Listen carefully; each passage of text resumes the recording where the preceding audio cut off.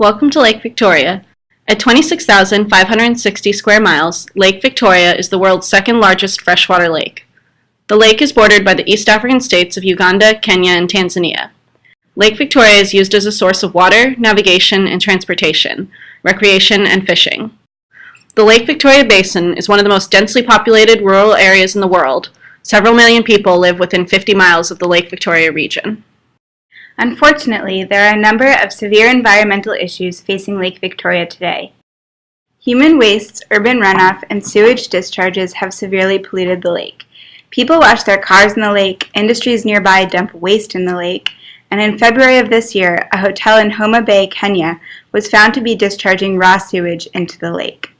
Excess phosphorus and nitrogen have caused a tremendous increase in algae growth in the past several decades. This process is called eutrophication. The excessive algae results in the deoxygenation of the lake, which kills off fish who do not have enough oxygen to survive.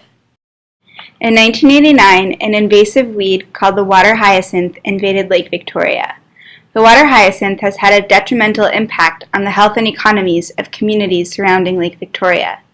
At the peak of the infestation, water hyacinth covered so much of the lake's surface area that it reduced areas where people could wash, bathe, or swim, and it has made commercial transportation on the lake much more difficult and risky. Water hyacinth often harbors venomous snakes and mosquitoes that can carry malaria, and water hyacinth has resulted in the disappearance of other lake plants and animals that simply cannot compete with this pervasive weed.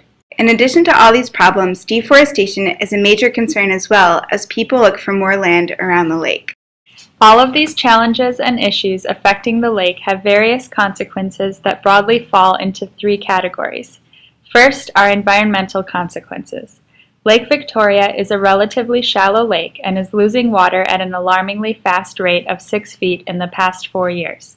As the lake's size and depth are reduced, the whole ecosystem is thrown out of balance and the people whose livelihoods depend on the lake are at risk. The introduction of the Nile perch and overfishing has also led to the extinction of hundreds of species of fish native to the lake.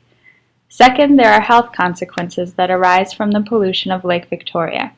In addition to malaria, there have been increasing incidences of encephalitis, bilharzias, gastrointestinal disorders, and schistosomiasis in the populations whose livelihoods deal primarily with the lake.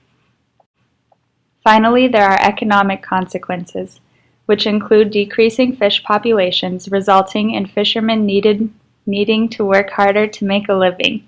The infestation of water hyacinth can block boats and also disrupt intakes for the hydroelectric plants and dams, which has resulted in entire cities having their supply of electricity interrupted.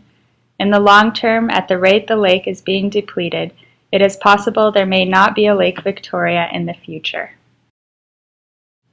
Way forward for Lake Victoria. The need for transnational and multi-sectorial cooperation to surmount the challenges affecting Lake Victoria has never been more tangible. The overall objective will be to address major environmental consequences which have had adverse impact on the ecosystem, the region's economy, and livelihoods of people. Through these partnerships, it will be possible to turn back the tide of environmental degradation, address poor health standards, and alleviate poverty among affected populations.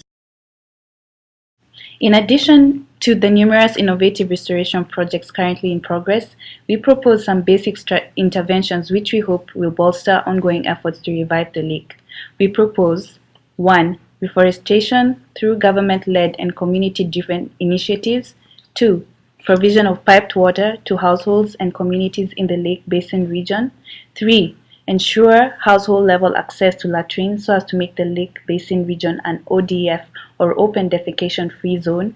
4. Introduction of proper waste collection and disposal mechanisms such as landfills and incineration. 5. Educate communities to be better stewards of their environment. 6.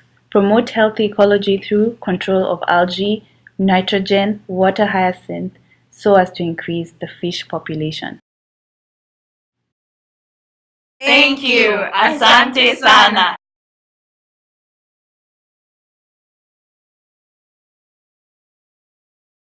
Kuongeza katika miradi mbalimbali ya juhudi, Tunapendekeza hatua kadhaa ya msingi ambazo tunatarajia kuimarisha jitihada inayoendelea kufufua ziwa.